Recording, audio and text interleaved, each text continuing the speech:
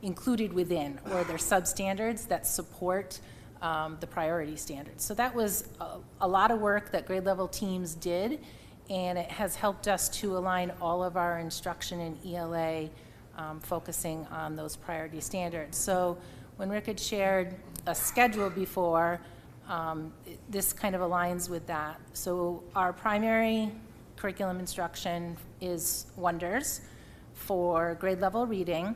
That varies, the time varies per grade level cohort. So at kindergarten through second grade, that's 30 minutes a day, because then they also have explicit phonics instruction utilizing foundations for 30 minutes a day, versus grades 3 through 5, we no longer have that explicit foundations for all students. It's more based on interventions, and therefore their grade level instruction with Wonders is 60 minutes. And then we also have that 30-minute block during the day for guided reading, where we utilize a variety of decodable text and leveled readers. It's not that hard.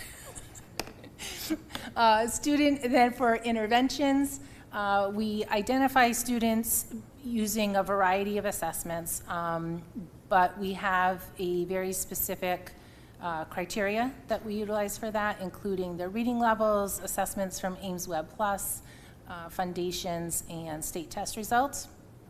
And students then qualify either for Tier 2 or Tier 3 interventions, and there is a specific block of instruction during the day for that. If students need support and additional work with phonemic awareness or phonics, primarily our reading certified teachers are using a variety of programs, but some of the ones that are listed there includes additional foundations in grades K through 2, Wilson reading for grades 3 through 5, and also Just Words, which is a Wilson program. So all three of those come from Wilson. It's just different components that they're focusing on.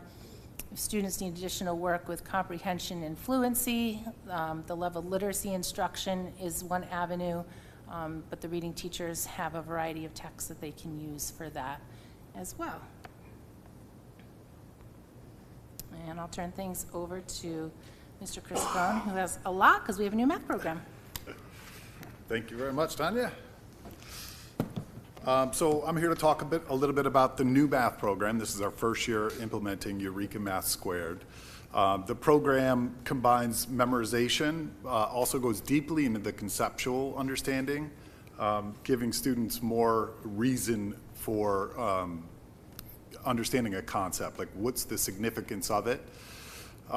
When they understand the why and the how of the concept, it helps with retention because the facts and methods are easier to remember and apply when learned through understanding.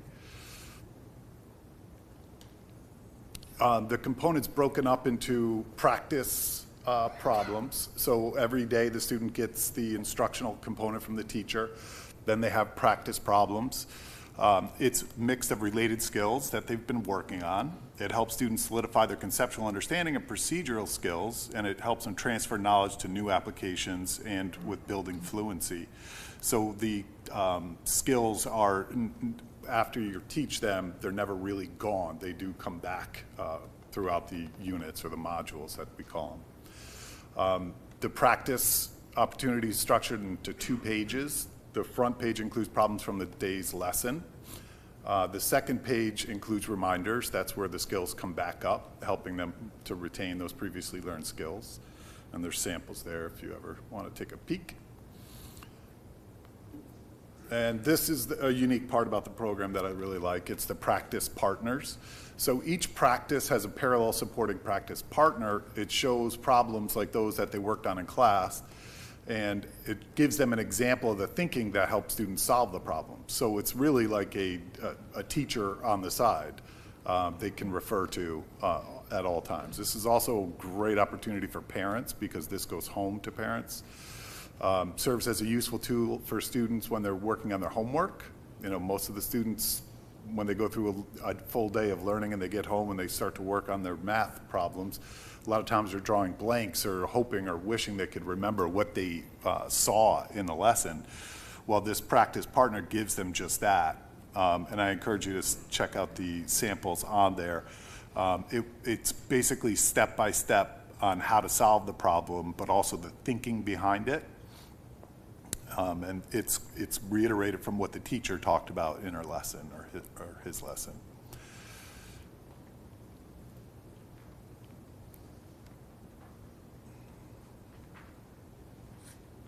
It has a full digital component from the practice sessions to assessments.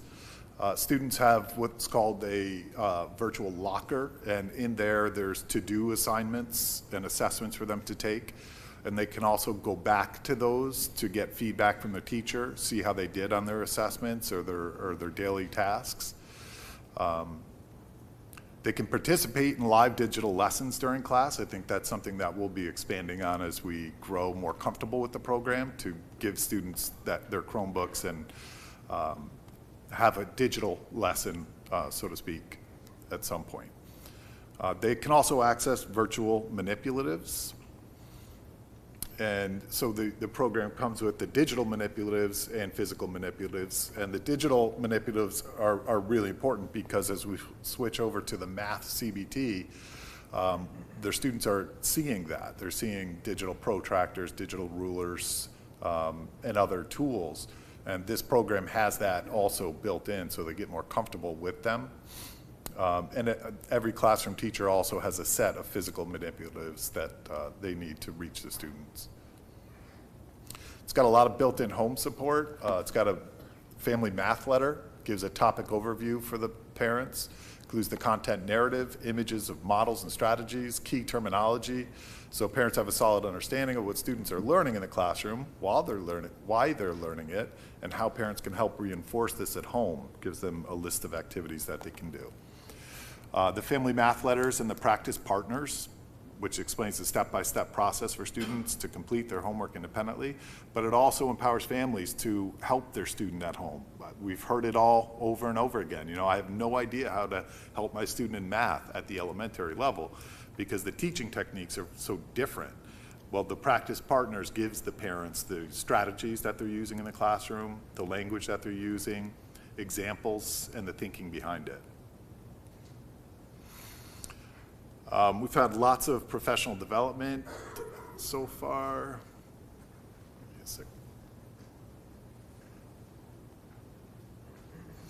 In the summer, we had 2 full days of professional development, one on understanding the structure, design, and components of the program, and the other that looked deeper into the, they use the word module. It's like the old units. When you see like Unit 1, Unit 2, they're now called modules because they contain a specific set of lists of skills that students need to get through that entire module. So they study the module, the topic, and lesson by previewing the learning, investigating learning development, and exploring the assessments. In the winter, we had an assessment webinar that included rolling out the full suite of assessments, the design and the role that each plays in instruction, how they work together to give complete picture of student learning. And then we are going to continue this summer with either both or one of the following. One is adapt, it's optimizing instruction. And then there's also accelerate, understanding the assessments at a deeper level. We also have intervention intervention blocks like Ms. Federico was talking about with ELA. We have 5 intervention blocks a week. If students need both math and ELA, then it's usually where they would get ELA for 3 days a week and math for 2 days a week, and that can be either one-on-one or in small group. Can be provided by the homeroom teacher, a special education teacher, or reading teacher, whoever's more equipped to meet the student's needs.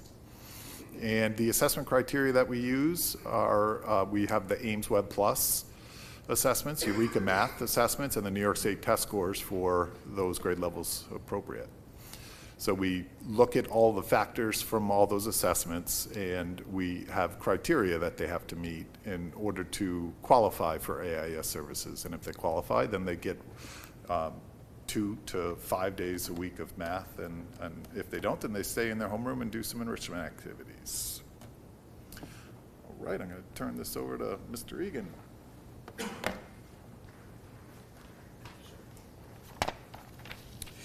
Good evening. I'm coordinating the K-5 instructional program for social studies. And as you heard already, social studies has a lot of flexibility built in terms of scheduling. We pretty much piggyback off of whatever the science kit rotation is, and then we backfill that with our social studies time. So as you can see, some days it might be 30 minutes, other days it might be 60 based on the science kit rotation. The state had revamped the social studies framework back in 17, and when they did that, they figured out, probably because most schools are probably pressed for time, that they wanted to see how much of the curriculum can be covered in an ELA series that a district has that we might already be tapping into. So the framework is anchored in the New York State Learning Standards. So what we did as a district was back in 2016-17, we pretty much did a full curriculum review of social studies, K-5. So we took the framework that we had, we met in teams throughout the year to do a crosswalk between the ELA program that we had and those social studies standards, and tried to determine what's being covered or what can be covered in the Wonders program, potentially during the ELA block, and then what do we have to cover outside of that in a separate block of time with separate resources. From that work, we created grade level curriculum maps for the most part. They're curriculum maps that we crosswalk with the ELA standards. They're Google Docs, they're shared files, so each grade level met to review what can be done through Wonders. They created a grid and a map for everybody to be able to follow unit by unit. And then they backfilled with resources that we either had in the past for social studies or other resources that we have online for the kids. Fifth grade, the district has agreed to purchase the Putnam Northwestern BOCES program, which they pretty much came right out of the gate and developed a really dense curriculum map for social studies that's used in a lot of districts. And so when we were working in our grade level work, staff had come across this as a resource, and then under Karen's guidance in the past, we investigated that a little bit more and then found that it can be really valuable because there just weren't the resources out there to help support the fifth grade social studies program. So this is a real, as I said, dense program. So what we did was, we can't cover all of the units. Pretty much I'd say at each level, we don't cover all of the units that are potentially there just based on time. But that's what the work was done, was to create some of those priority standards that we wanted to hit for social studies. It's a working doc, so each year staff members are adding tools and resources and assessments and things to those Google Docs to share amongst their grade level colleagues. And currently there's not a social studies assessment in 3 through 5. And I think I only have one slide, and I'm wrapping it up. I'm the caboose on the program. So do you have any questions on any of the core curriculum areas that you'd like us to address? And certainly if you don't have any now, after you go back and look through these documents, you can reach out to any of us with those questions. We'll be more than happy to answer them for you. I have a question about the Eureka Math, about the practice partner. Is that an expectation, or is it just kind of an extra? I'm just concerned about the students who wouldn't have that kind of support at home to have the practice partner. The practice partner is built into what's called the Apply Book, which is a partner book. So when students bring that home, it's built right into it. So they can either use that themselves, or if they're still struggling, parents can help them get through that if they have that opportunity available to them. But in the past, they didn't even have that. It was just basically the notes that they would have to Here's your provide. homework. Yeah. And now they actually have a intentional format to follow. Thank you.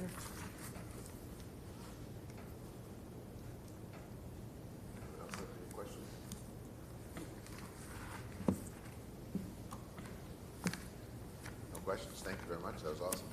Thank you. You guys. Thank you. Thank you.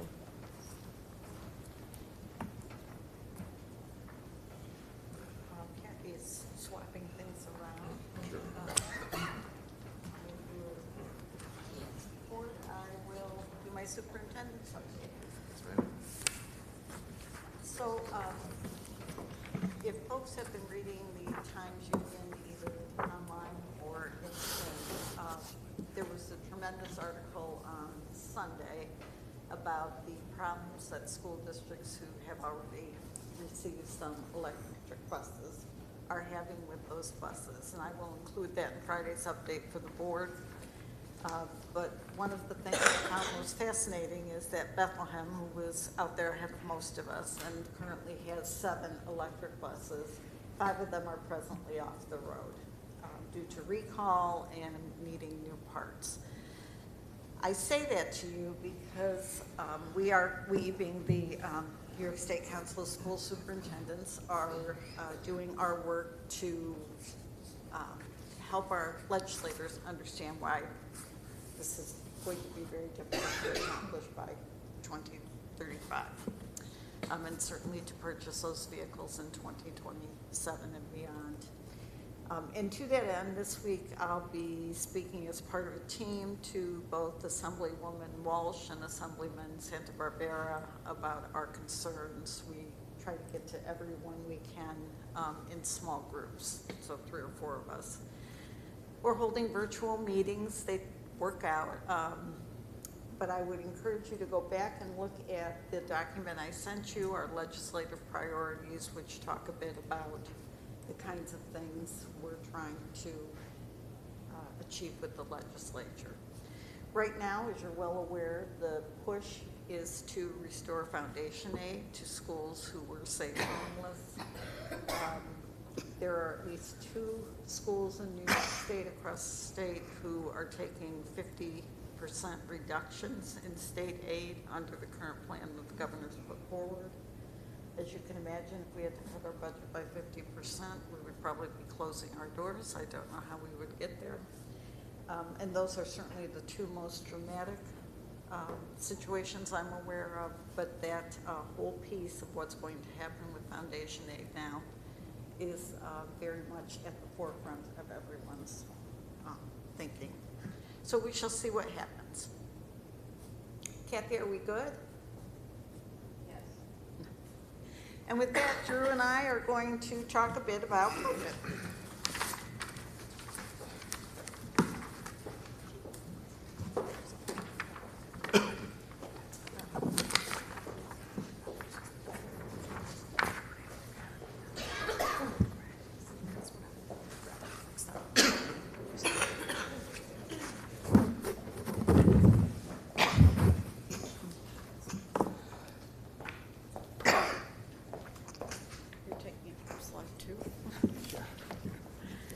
Alrighty, so we are here tonight to talk about the budget to budget, what that looks like, what you can expect.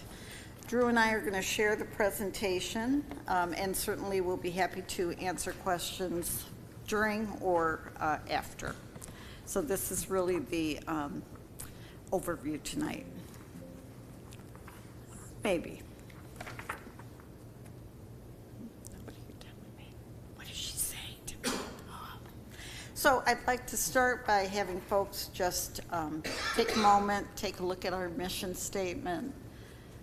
We really do bear this in mind when we're talking budget and what we want for our students.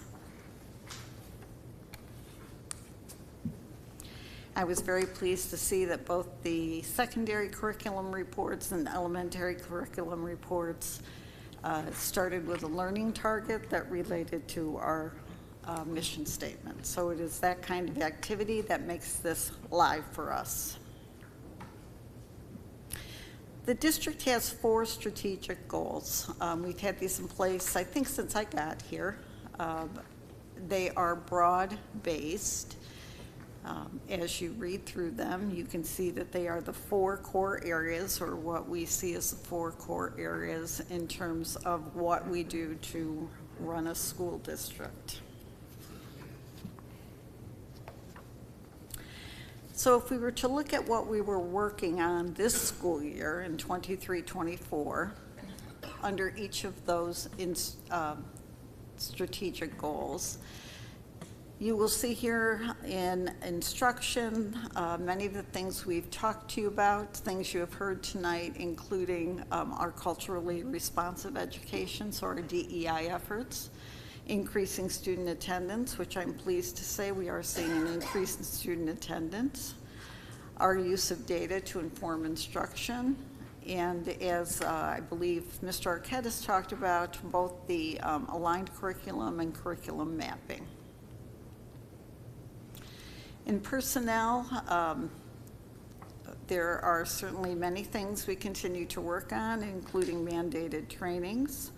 We are in negotiations with the Teachers Association, and we are very much into what's required under the New York State Workplace Violence Prevention Law, which was enacted in January.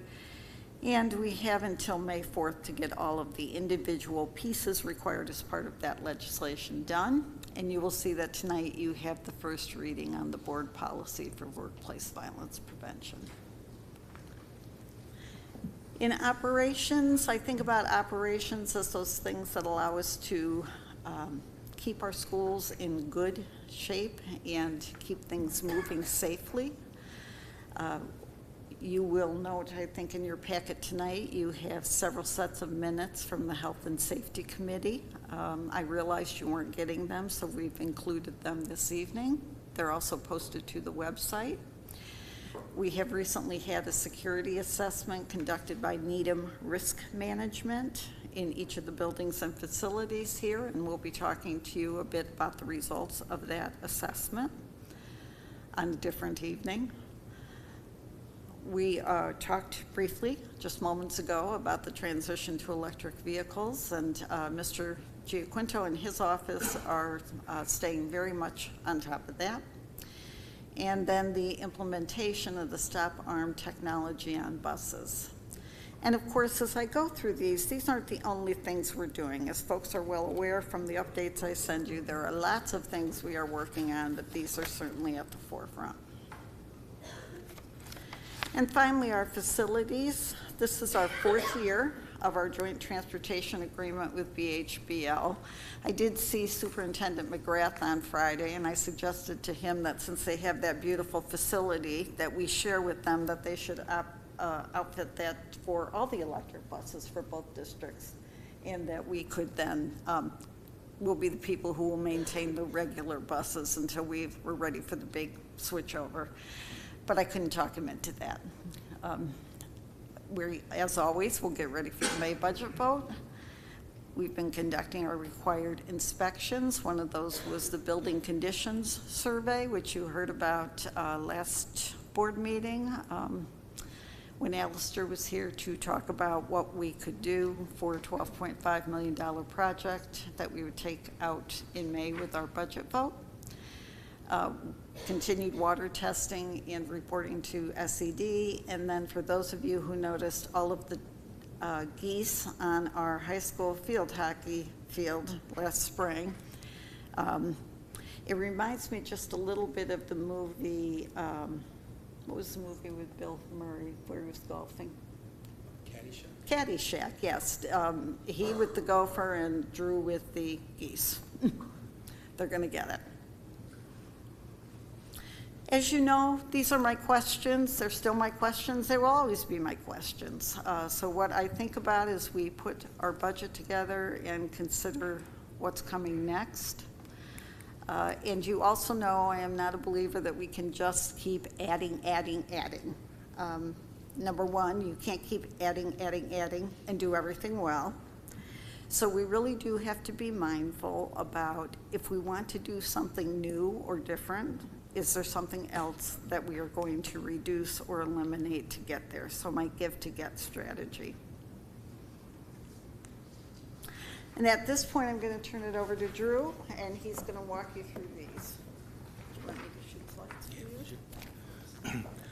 So the first draft of the budget we call the carry forward budget, which is the cost of taking all the programs of the current fiscal year into the next fiscal year, and with any known additions that we have to make to comply with new regulations or safety requirements. So that first calculation comes out to a 4.34% increase, or $2.7 million. It also pertains or reflects the cost of bringing fully into the budget the athletic trainer, 2 school resource officers, cybersecurity insurance, and an employee assistance program.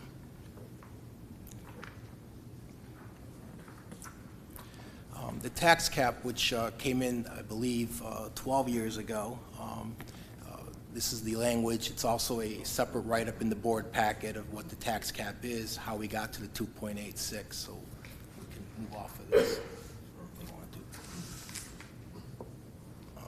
The tax cap, as you know, comes out with a 2% cost of living, but then there are allowable exclusions in the formula, such as your debt service, your pilots are an impact on it.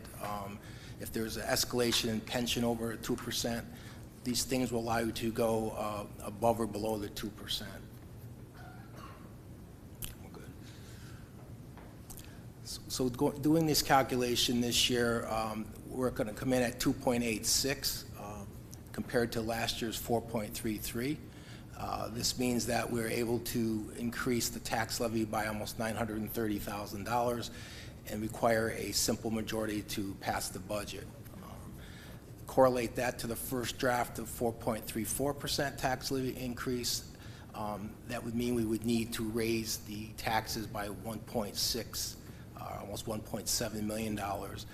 This would be a $721,000 shortfall on what the tax cap would allow us to raise and have a 50% majority in comparison to funding the rollover budget.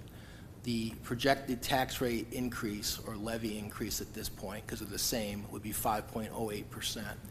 We're using the same assessed value as the prior year because we do not have assessed values until the end of May. And preliminary discussions with the assessor, we do not see any significant changes in the assessed value. This is an historical, or actually historical, it's the prior year's budget, revenue budget compared to the current year budget. The main highlights there, you can see the tax levy going to $34 million, 5.08%, funding about 52% of our budget. State aid then makes up the next big component at almost $25 million, but only a 2.2% increase.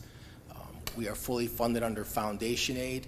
And as I said separately at the last board meeting, the governor changed the formula to take the inflationary factor of 4% down to 1.5%, and also took out the hold harmless clause. We're fortunate to go up at anything because we're fully funded. So that's almost 38% of the budget. If we lost all of our state aid, we'd have an 81% increase. So it's good that we have something there. And then the rest primarily is funded by fund balance, which is a tax cert reserve. We have some fortuitous closing settlements there, so we can take some money out of the reserve. The fund balance, which is your surplus over the years, you're allowed to keep 4% of the ensuing year's budget. We can do this, put $4.1 million into the budget, and still have about 4% next year. The biggest change other than that is interest income, as you can see, is going up to $400,000. We're going to recognize about $800,000 this year, but the rates are supposed to come down up to 200 basis points. I don't know when, they keep changing it, but I don't want to go too aggressive there and have us have a deficit for that. So that is conservative, but I don't think it's too unrealistic given the economic climate out there right now. So that's the revenue.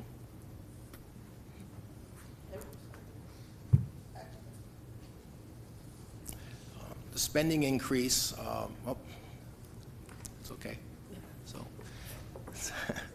the expenditures show basically moving from 62, almost 63 million to almost 66 million, or 4.34%. It's driven by instruction, which it should, because that's where the main emphasis should be. But you'll see the biggest spike for the first time in my career here is in transportation. The last 3 or 4 years, we've been at 0 to 3%. Now you see almost 15%. But as you'll see in the ensuing slide, that it's driven by the out-of-district transportation costs, which I've communicated that in other fiscal projections. That's a real number, and I hope it doesn't get worse. The rest of the stuff is pretty much historical trend increases. Building and grounds or plant operations at 6.77. is driven by the two SROs coming into fully funded in the budget and a truck of $45,000. If you take those two out, it'd be under 3%.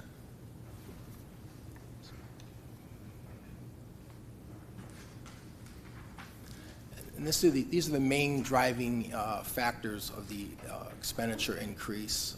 Salary and wages at $1.1 million, which is both certified and non-certified personnel. That makes about $32 million of our $63 million budget.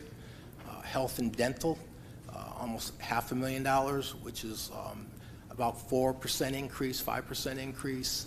That's a $10 million budget line. Medical insurance is going up, trending at double digits.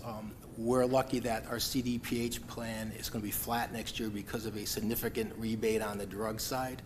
Otherwise, we'd be in a lot worse position here. So that's basically, it's salary and wages and health and dental are driving the expenses. But you can see contract transportation or out-of-district transportation is $286,000 increase. That's significant to the increase in expenditures.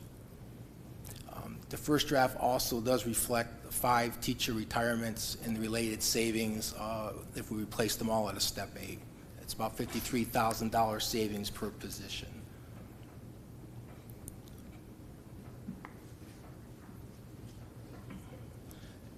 This is Pam's favorite slide, so I want to get it ready early this time. This is the impact on a $160,000 home if we went out with a 5% tax increase, or a $200,000 home. You can see it's almost $200 for a $160,000 house and $247 for a $200,000 house. Not an insignificant increase.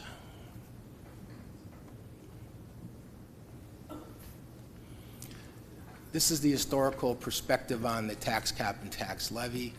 And summary of this is that 8 times we've gone out under the cap, 2 times at the cap, and 1 year we exceeded the cap. I think it was 2014, 15 we did that, which required a 60% majority to do that.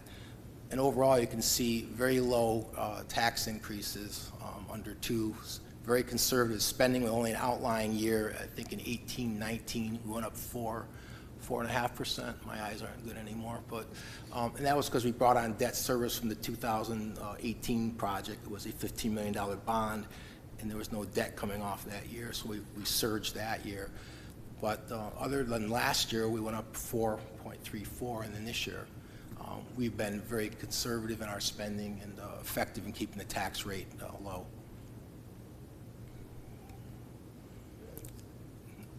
This is headcount, which is what we budgeted last year to what the first draft shows. And you'll see as it goes through it that we're really where we were. We have an increased headcount in the first draft, or status quo, which is what I said a first draft really is. So this kind of goes under the major categories and disciplines in the teaching section: teaching assistants, special ed, regular ed, aides, nurses. And then you'll get on the next page, will be administration and things like that. So, but right now, first draft shouldn't have any dramatic shift in headcount. And that's full-time equivalent, so if somebody's a part-time person, they show at 0.5 if they're half a day or so forth.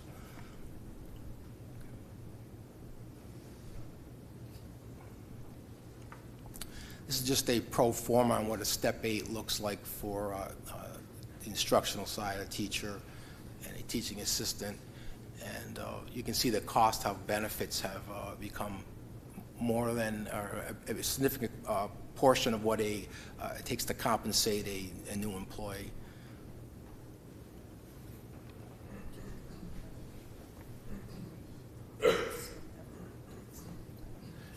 Yes, when we replace a person, we always assume they're going to take family health insurance because they can, and at some point during their career they may. So that's what we do. Good point, Susan.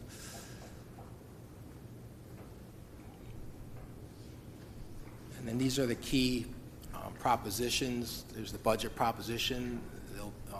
There's a building proposition of $12.5 million, which will have no increase on the levy because we have debt falling off. At the same time, this debt will be coming on, plus the building aid, allow us to do this project and do things like our vestibules at each of the schools for safety, sidewalk replacements at the high school, and a whole heating system replacement at Lincoln.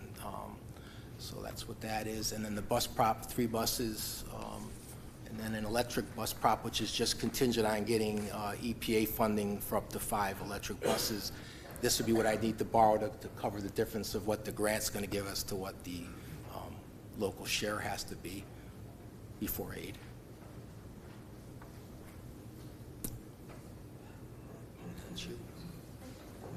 This is where I leave. Thank you, Drew. Nice job.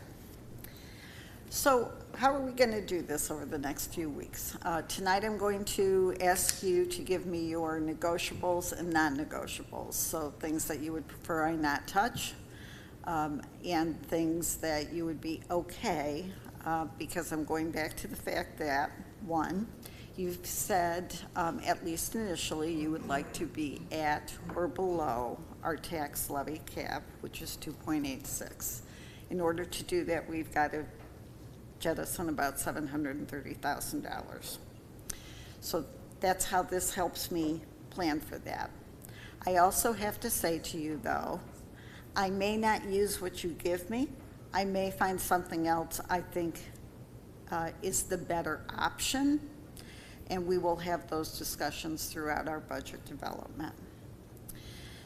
I am always thinking of our strategic and annual goals, what's coming, what's expected, that we always begin with what we're required to do, that when people want additional things, I want to know what's going away in order for us to do something new.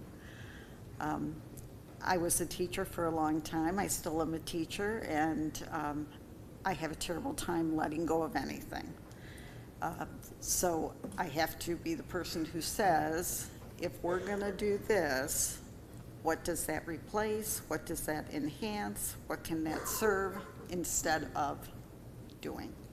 We can't just keep increasing the budget. We'll use our pro forma calculations for new hires. And as always, we're going to be mindful of our class size targets and our enrollment trends. As of this morning, we have about 122 kindergartners that we know of. While I always expect that number will come up, I bring that to your attention. Last year, I think we brought in around 159. If you recall, Mr. Zauntner's cohort survival study, we're showing declines in enrollment over the next 10 years. Again, I don't expect that to change. We'll talk more about that next week. We'll take an in-depth look at where we are. But there is a reality to our size, and the fact that we're not getting larger at this point. So we need to be mindful of that. That is a reality. And also what our community will bear.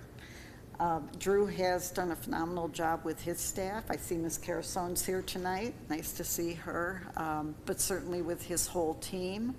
When you look at that historical perspective, you can see that we have done a really fine job with your help of keeping things very stable in the district.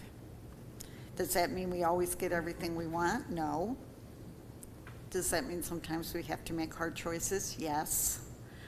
But I think we can say with confidence that we're predictable and mindful. We are conservative in our spending. So all of that said, that's our overview for this evening. We will certainly take any questions. For folks who are newer to the board, I'll just remind you that where we start next Monday night will be with, do you have any questions now that you've had more time to think about this information and review the PowerPoint? So this isn't the only time you'll get to ask about anything you saw tonight. Thank you. Thank you.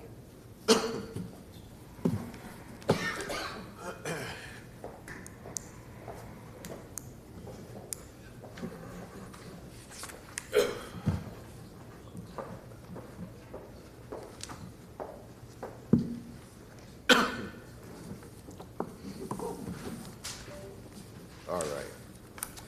I have a couple of quick questions. On page 19, when we look at our full-time employee comparison, maybe a silly question, but that's all right. So we have 6 for psych, so can I assume, I shouldn't do that, but that we have 1 at each school? Yes, Okay, all right. that's a safe assumption. That's, no, that's good. It's never good to assume. Can you explain why, and I understand competitiveness, so that's not the answer, but why we bring teachers in at a step 8 versus starting them a little bit lower? As you can see, the drastic difference in income, and if we have to replace from some great Absolutely. teachers that are retiring, is there a middle point there, or is it, I get the job market is very competitive nowadays. Very but tight.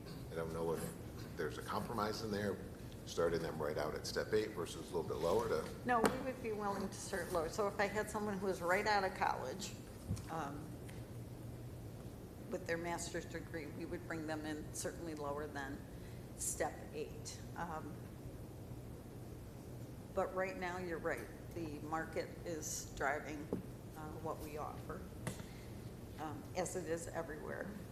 We are certainly not the only district. And Drew looks at my hiring, at our district hiring, before he lands on a pro forma number. So I think at one time, Drew, were we using step 4 as a pro forma? Step 4 when I started. Step 4, then we went to step 5, and now we're at step 8. But that's not a hard and fast rule, because you also know I've hired people higher than step 8. and then might be another silly question, but that's all right. Good with those lately.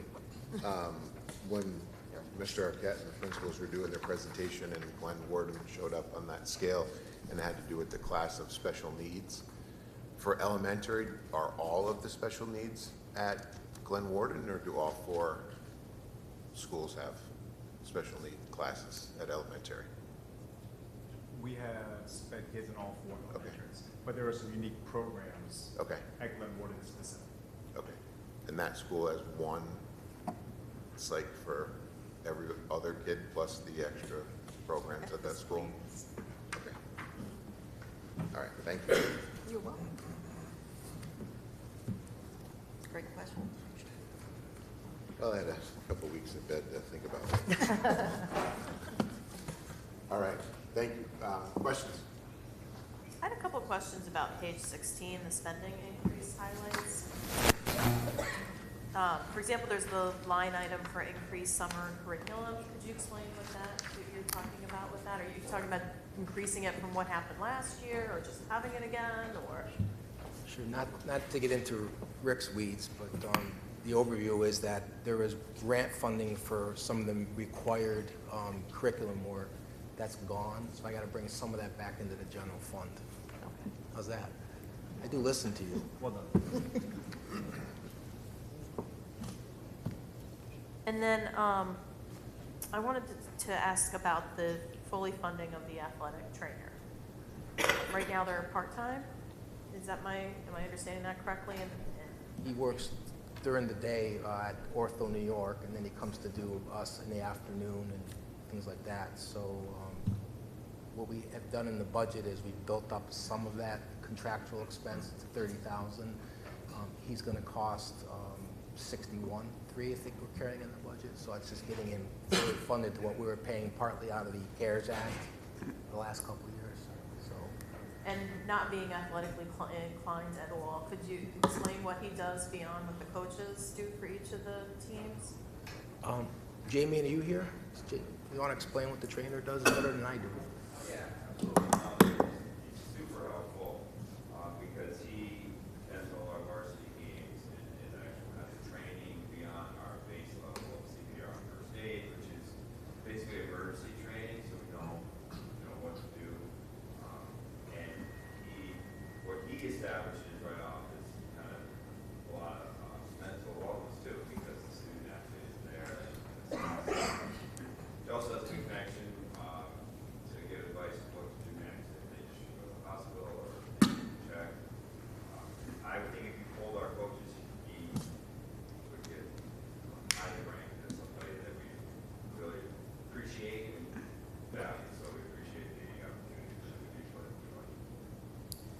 before you sit down, could you explain why you think there should be an increase from part-time to full-time? Honestly, we kind of piecemealed it just to get it with Ortho New York.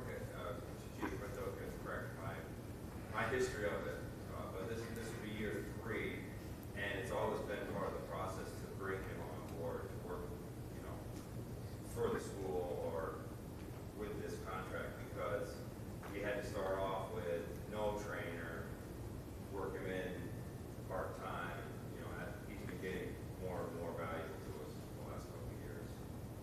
Thank you. Thank you, Jamie.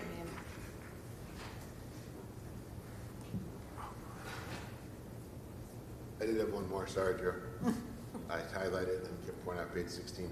The out-of-district transportation run, is that students to other schools? Is that sporting events?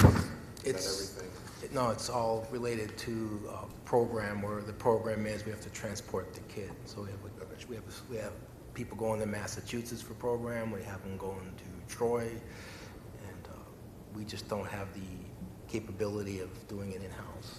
All right, thank you. I was going to ask about that too, but why is it, I understand now what it is now that you've explained it, because I was going to ask that, but why is it such a huge increase from, what changed to make a 14.68 difference? So in the fiscal projections, I show the original budget of about 100,000 we anticipate for out of district, and it's about 400,000 now. So we have to increase what we budgeted last year to get to what we're really going to be at. It's called an adjustment to the base. So. But I mean, does it now cost more, or we're providing more of it, or? It doesn't cost more, it's just more of these runs. More runs? Yep. And these are state-required runs, am I? Program required. Program And then required runs. you bid these out, and contract transportation companies submit bids, and they could be $400 a day, $800 a day, depends who wants the runs. I'm sorry, I asked my question incorrectly. I'm more focused on, we have to send somebody to Massachusetts, so we have to pay for it. We have to send somebody to the other place. You said it right, we're required to do that. Yes. Okay. Yeah. And there's no ability to share costs with that with other school districts? Yes, there is. We try that. We do that, a lot of occasions we do that. These are what we've exhausted every route or run or sharing with other districts. I have another question. The new teaching assistant, step 1, it says 25,862. Is that a 6.5 hour day for 185 days? 7-hour day, I believe. A 7-hour day? I think that's their contractual day. So a 7-hour day would be about $20 an hour. That's not what we're advertising though. Is that what we're paying step 1 teacher assistants, $20? Whatever the step 1 is, that's what that is. I was just doing For some, next- I mean, you're a mathematician, Remember, I'm not. remember, I'm just Emily, looking it's next year. It's 24, 25 step schedule. They have a contract, so there's this year's rate. Next year's step 1 is more than this year's step 1. But are we looking at a range of $20 for starting? Whatever the next year? step 1 is for next year, that's what's Okay. there. Okay. The schedule has 10 steps through, Yes. teaching assistant. Mhm. And just like any other schedule, it moves on the diagonal. I understand that. I was just looking at what we were advertising for this year. That just seems like a significantly larger amount for a step 1, and I just didn't know if we had I didn't know that it had gone up that much. Or maybe there's something I'm still not understanding. I had one more question on this page. I remember we previously had the discussion regarding the nurse and McKeel that were required to pay for it, but why is there an increase this year? It was fully funded by a grant previously. Thank you. You're welcome. These grants are really great when we get them and can use them, but they really, really mess up the budget when we have to take them back in and pay for them ourselves. I agree.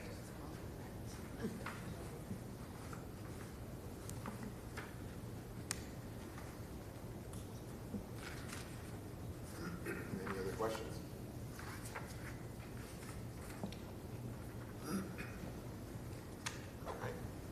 And again, you will have another chance we'll start here.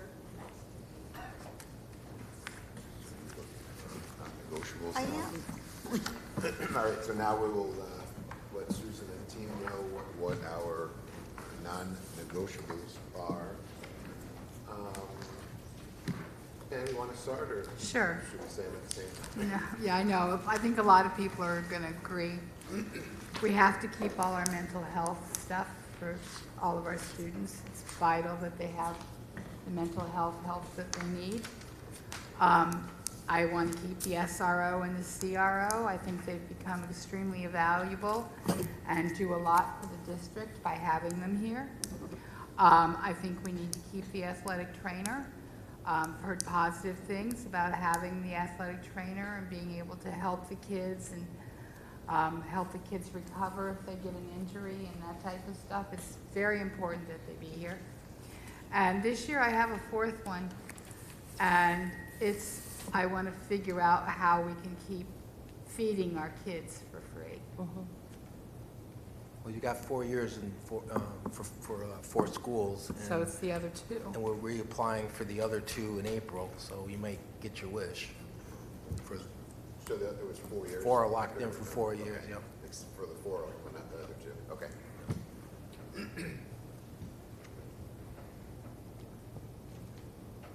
You're looking at me. Yes, ma'am. Pam, I'm sorry, Pam, is there anything you would have us look at? You know, Susan, there really isn't, because we have looked at things I have looked at things with the superintendent over the past 28 years. Yes, you have. And I think we have gotten to the point where anything that we could get rid of or cut back on, we've done it by now. So I think we're pretty well stuck with where we are and what we're doing, and unless we want to cut something drastic to program or something, I don't see any options. Okay, thank you. So by non-negotiables, we're talking strictly about money, right? We're not, this is Yeah, strictly. programs or things that we have. Strictly that- financial? Correct. Well, I wanted to just touch on class sizes a little bit. I know there's not a line in the budget that says class sizes, but anything that would prevent us from having to make the class sizes any larger, or like, let's not make them larger, if anything would make them smaller. I had a whole thing about teacher assistants, and I'm gonna have to rethink my math on that, but definitely something to protect, never to, if anything, to increase. The resource officers, definitely. I'm curious about the mental health services. Obviously, they're needed. I think of it as more of a kind of a newer thing in our schools, and I'm just wondering if there's any sort of instrument to measure which services might be more valuable or more successful, which ones are working better than other ones. Because again, I feel like the whole mental health crisis is a fairly newer concept. And I'm not saying in any way to cut them. I just was curious if we ever, or if any schools anywhere in the state or the nation are looking maybe at which programs might work better than some other programs. I can certainly say for Saratoga Center for the Family, we had feedback from folks who have utilized that service who have been quite pleased. I'm guessing Katie and Anthony could probably provide us some anecdotal information from our own folks. I'll have to think about that. Just making sure we get the most bang for our buck. You know? Susan, I couldn't hear what you said somebody was pleased about. Oh, our work with Saratoga Center for the Family, that they've been able to access counseling outside of schools and through that venue as well. Thank you. And no cuts to the arts. Thank you.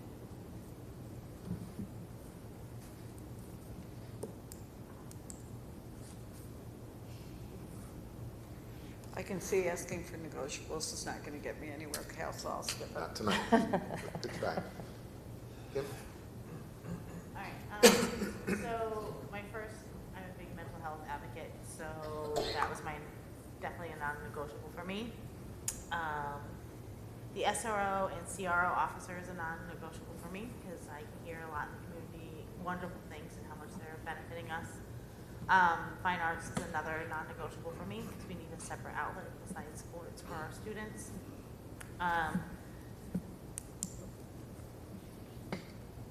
Looking at it, I really struggled finding something that we could cut because I think we are at bare bones at this point.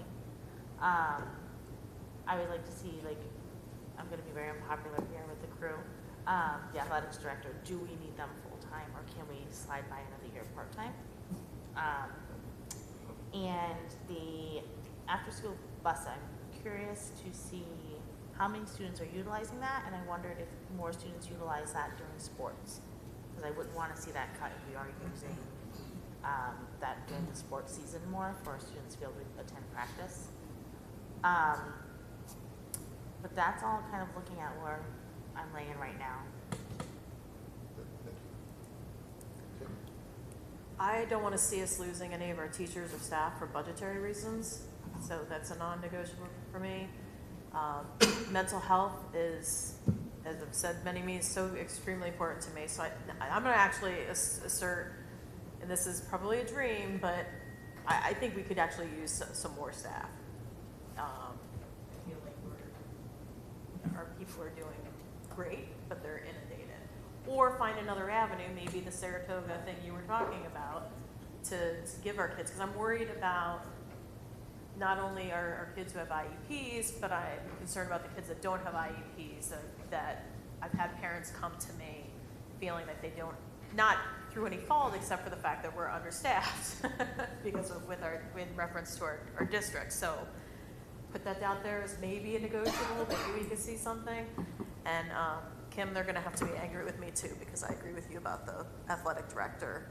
Do we really need to be full-time? I mean, At it's this super point? important, but Right. Trainer. trainer. The trainer's not, Director. the I'm trainer's sorry, trainer. Sorry, I'm not trying to Athletic change your trainer. job. I apologize. Trainer. Wrong wording. I'm sorry, Jamie. I was thinking that Jamie's gonna be really upset with me when I say this, so it's stuck in my head. Yeah, the trainer, like, he's super important, but if we have to make cuts, I don't want to see. what's being proposed in the first draft is not increasing his hours. He's got to come full into the general fund. I've built back Oh, I some of his, misunderstood you yeah, then. I built Okay. some of his money back in without having to really pay anything out because the CARES Act covered him for 2 years. I'm just making that leap back to fully funding him through the general fund because there's no federal funds anymore. He's not increasing his workday. Okay, so this 31 is That's being just- part-time. Yes. Okay. All right, so I misunderstood you then. I thought I we were did- increasing. Agreed. Now, Kimberly, I think what he's saying, if I've got this right, is our athletic trainer right now is full-time. He comes in. Everything except the $31,000 we were covering. The $31,000 was coming from a grant.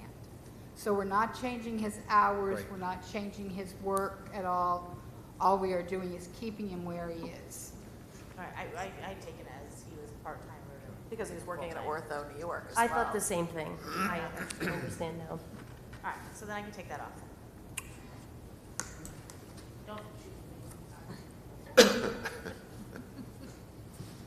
me. And I think that was it at this point. Thank you. And how? Yes.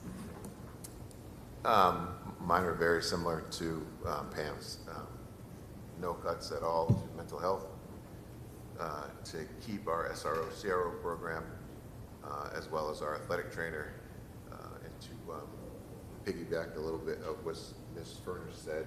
That's why I asked the question about personnel in the beginning as far as our mental health, and that may be something that I'm going to talk about next week when we're diving a little deeper and is adding to that possibly as a rotator for all 6 schools. That's fine. Thank you. I have a question for the rest of the board. I know my answer to this question. These are we say that these just are non-negotiable, that these are things we want to keep, we have to have for the kids. If Susan can't come up with a way to do this without going over the cap, are we willing to go over the cap? And my answer for me is yes, because I think these things are important enough that if we have to go out over the tax cap in order to keep these things for our kids, and not cut back on these things or on other big programs or teachers or that kind of stuff, are we willing to go out over the cap? Well, I say yes, and I say And yes. obviously my answer is yes. Right, I think that, as Drew has said, Susan, in every year that I've been here, I've said the same thing. If we want to do that, or we agree to do that, we need to present it to the community. This is the reason why. Sometimes I think we just say we're doing this and we don't really give the full backup, but I think we have a conservative district, but in the same aspect, I think if we present it to the community the right way, people will look at that and they'll say, these are our kids, this is what we need to do. We need to be cautious, though, and not be Johnstown 2.0 from a few years ago, what happened in that district. But I think if that's the decision, then I would agree to go over it, as long as we have that proper presentation to the community as to why we're doing that. Yeah, I'm not talking about going over double No. the cap or anything like that. But if we come down and we have to go half a percentage over the cap or even a 1% over the cap in order to keep this stuff that I think is totally important for our kids, then I'm willing to do that. We all know that I'm the one who always says I will go over the tax cap to save a teacher if I have to, within reason, you know? So we all know that I agree. We have to go within reason. We can't go too far out where we're going to have to cut everything. We've got to, you know, look at what can our community afford, what are the taxes from the village going up. We have to factor all that in when we go and look at what are we going to go out. Yes, our community will support, you know, but to what extent can they afford to support? I don't have a problem going over the cap if we need to, because we're not the final say. That's the great thing about this, is that the community will tell us through the vote whether or not they think this is the way to go. Like everybody else, I don't want to get crazy on this by any means, but it seems already, just to even keep what we've got, we're a little over 700,000 we're talking about. So, like I said, the people have the final vote, so it's not like we're the be-all, end-all. We just give them the option. So it's, you're talking about, you've mentioned 0.5% just as a figure. So, but isn't this, it's a yes or a no, right? So is there any way to clarify? Like, it could be, like, once you say yes, is it, like, where does it stop after that? Could it be, what happens if we say, oh, it's going to be Johnstown 2.0, or what, I mean, it's, where's the fine tuning in there? Let me offer some information that might be helpful. And Drew, correct me if I'm wrong, but if we were to go out at 3% rather than 2.86, that's about $38,000? About $40,000. About $40,000, which frankly, folks, is not going to buy you anything. So I think you have to be realistic and remember two things about going over the cap. You will have to go a significant number to get whatever you might think we need to get. The other thing is we have to have a 60% positive vote, so it's not straight 50%. I would be very hesitant to risk going out for $40,000 No. No, that doesn't. when we need a That makes 60% no sense. majority. So I want to, be transparent and honest. If we lose our vote once, we can go back out with a second budget. If we were to lose our budget twice, we will go to contingency. Which is this year. Which is horrible, with lots of other restrictions about what you can and cannot spend. But for the vote, does it read, yes, you agree to do this, no, you don't agree to do that, or does it say yes and up to a certain amount? No. Or will they just vote yes or no? You Yes or vote on a spending cap. So it's yes or no to, tonight's number was 66 million, Drew? 65 and change. 65 million. So if that's where we landed, it's yes or no. So Drew, right now, it's 4.3% is what we're off from what last year's budget was, right? Last year was 4.33 tax cap. Right. We went under that, though.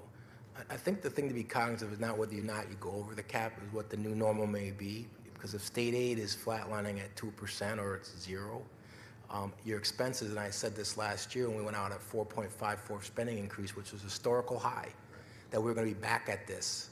And we are. We're at 4.34, so I hate to be right, but I was. And that's what you're going to trend out at now. It's probably the new norm is spending, because inflation was 8%. Now it's 3%, but it's on top of that 8%, so that went up. So we're at this new norm of expense increases. And I don't know if a 2% state aid increase is going to keep this district to support everything they have now over time at the tax cap. So it's a tough decision to look at. It absolutely is, but you're there, you're there. To maintain all this, with the existing everything is going to require $721,000 closure on this gap and to override the cap. And the significance is you get one shot if it goes down, then you're down to a 0 growth, and then your contingent budget, and you lose sports, you lose a lot of things. What is 1% now? 340,000. Is what? 340,000. 340,000? Yeah, so it'd be 2.5%. So it'd be 2%, but we're looking at 2%, we'd have to go up. Right. 5.36. Yep. Well, I have faith Susan and Drew will be Thank you. hammering out this $722,000 this next week for us. We are wrestling it, So, I'm sure. It's going to be amazing. Drew's the best. Yes, he is. All right, great discussion. Anyone else have any questions or comments about the budget, first draft? Okay. Moving And I will on. send your non-negotiables as part of your Friday packet. So if I misrepresent anything anyone said, you know, just let me know. Okay, thank you. Thank You were you. going to take out the athletics director because we all misunderstood that. I got it now. Thank you. All right, if I can get a motion for, we can do 7 and 8 together, resolution for bus purchase prop 2 and 3, please. I'll move that we approve the school bus purchase propositions 2 and 3 as submitted. Thank you. In a second. I'll second. Thank you. Any discussion on either one of those? What happens if these don't pass? Not tonight, but what if they, what's the backup plan if it goes to a vote and it doesn't pass? You don't replace the 3 buses, and you keep what you have and repair them as necessary. And we don't, if we get the Environmental Protection Agency grant round 3, we don't participate. We don't take the buses, the electric buses. That's no. Good question. Anyone else? All right, all in favor? Aye. Anyone opposed or abstain? So moved. If I can motion to accept the December 23 extra classroom activity report, please. A motion to accept the December 2023 extra classroom activity report. Thank you. In a second. I'll second that. Thank you. Any discussion on this?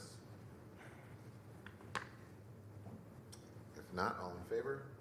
Aye. Anyone opposed or abstain? So moved.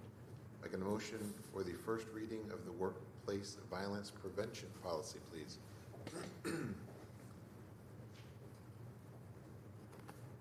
I'll make a motion that we approve the first reading of the workplace violence prevention policy as submitted. Thank you. In a second. I'll second. Thank you. Any questions or discussions on this one?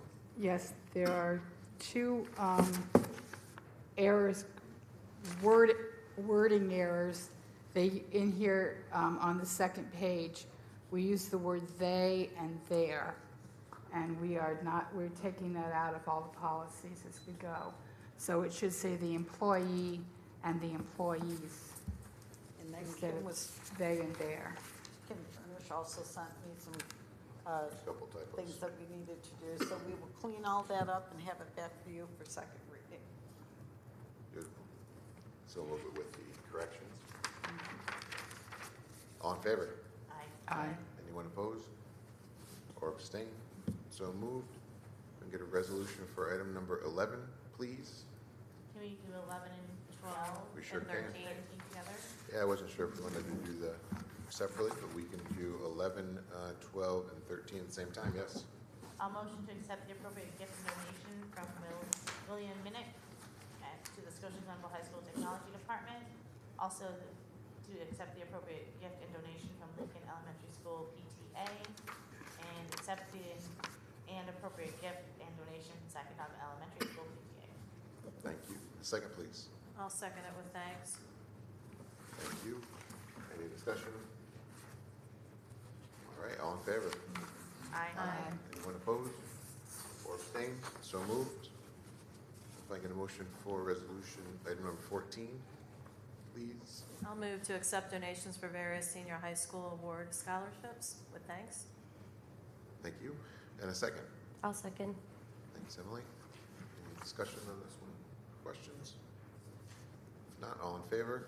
Aye. Aye. Anyone opposed or abstained? So moved. I get a motion for item number 15 to request and establish a Scotia-Glenville High School Technology Club. I'll motion to approve the request to establish a Scotia-Glenville High School Technology Club. Thank you. A second? I'll second it. Thanks, Kim. Any questions or discussion on this one? All right, all in favor? Aye. Aye. Anyone opposed or abstain? So moved. Motion for communication. I'll move communications A, staffing 1 through 7, placement of children with disabilities, and the minutes from January 8th and January 22nd. Thank you. I'll second. Thank you. Pam, did you move number 8 or numbers 1 through 7 under? Oh, I'm sorry, I think I said 1 through 7. It is 1 through 8. Please make that correction.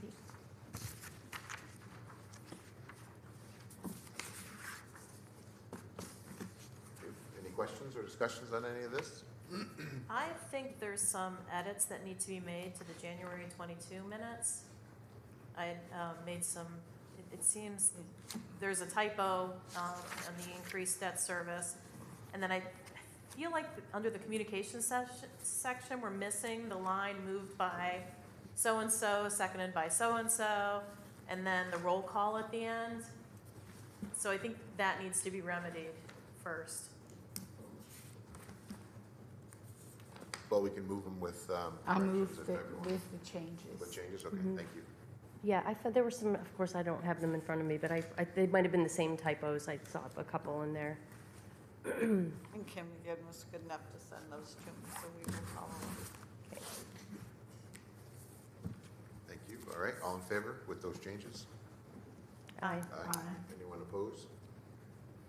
Or abstained? All right, so moved. 18C, any questions on the treasurer report from December 23? Questions on budget transfers, January of 2024? Right. Other business, Health and Safety Committee meeting minutes. Any questions from October 4th, December 6th, January 3rd, or February 7th?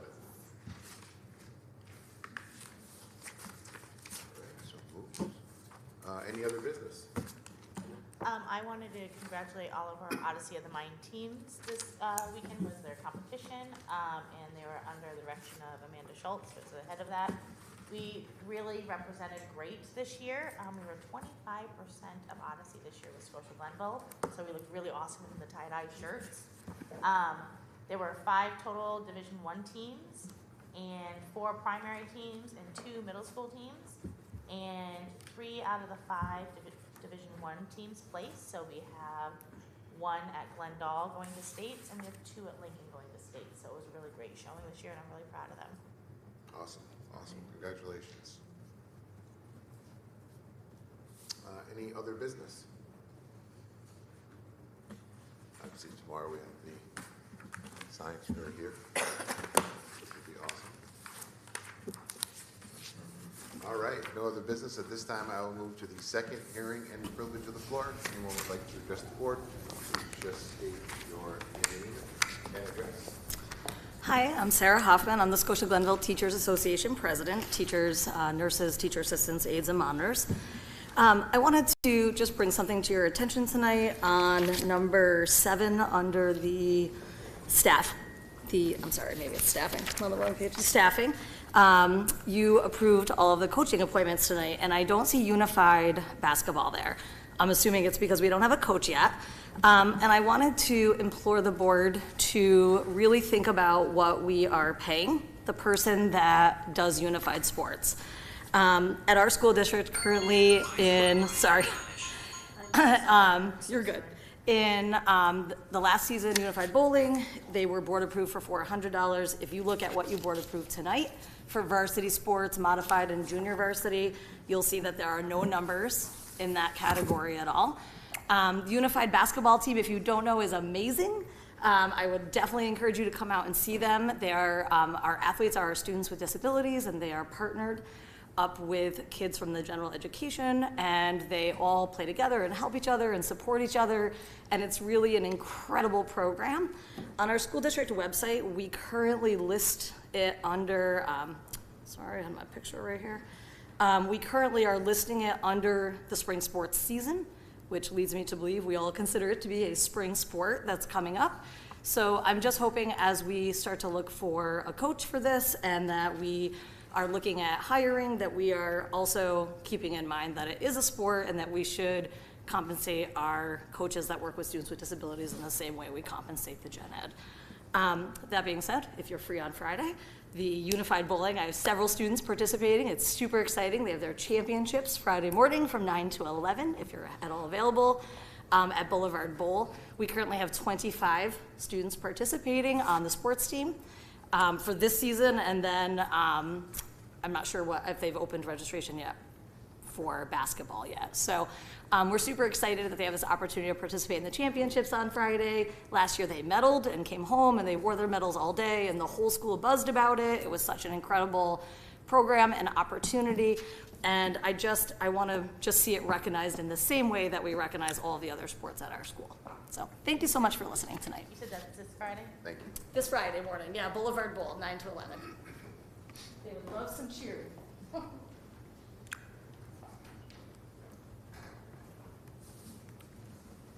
Is there anyone else that would like to address the board this evening? Yes, sir. Hi, I'm Brett Daly. I'm a parent from the district as well as an employee at Glen Warden School. I was made aware of today that we have new special ed changes coming for next year. I'm very concerned with the idea that we may have students from our elementary schools being moved based on having IEPs and being offered IEPs, but not necessarily getting them at our school. We were made aware that we can offer them to have services where they would be moved to Sac or Lincoln and not necessarily staying at Glen Warden. Thinking about our families and knowing that it's March, I don't know if they have any clue that this is coming. And I'm very concerned about our students. Knowing that we do have a lot of needs at our school doesn't mean that we have huge numbers now, but we all know with the demands of the school, they never get less, they only get stronger with the programs that we have. I don't see us staying at those numbers. So my concern is with the board and telling you that when I heard this, I definitely wanted to reach out for you guys to let you know that we are here for the students, and I'm reaching out to let you know that we are concerned based on what we heard. And I want to fight for our students and our families to make sure that we have the support needed for them and just at our schools in general. I hate to see Sac and Lincoln get overrun with more and more students increasing the class sizes, and then also not supporting them with the staff that we could possibly have and give them what they need. So I just wanted to bring that to your attention and just know that we've had a great talk with the new changes that have been happening, and then also I don't know if the families actually know that it's coming. So just letting you know that. So I just wanted to bring that to your attention. Thank you. Thank you.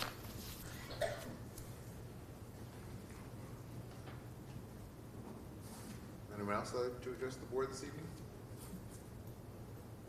If not, I will close the second hearing privilege of the floor with thanks and ask for a motion to adjourn. Motion to adjourn. Thank you, Kim. Second. I'll second it. Kim. All in favor? Aye. Aye.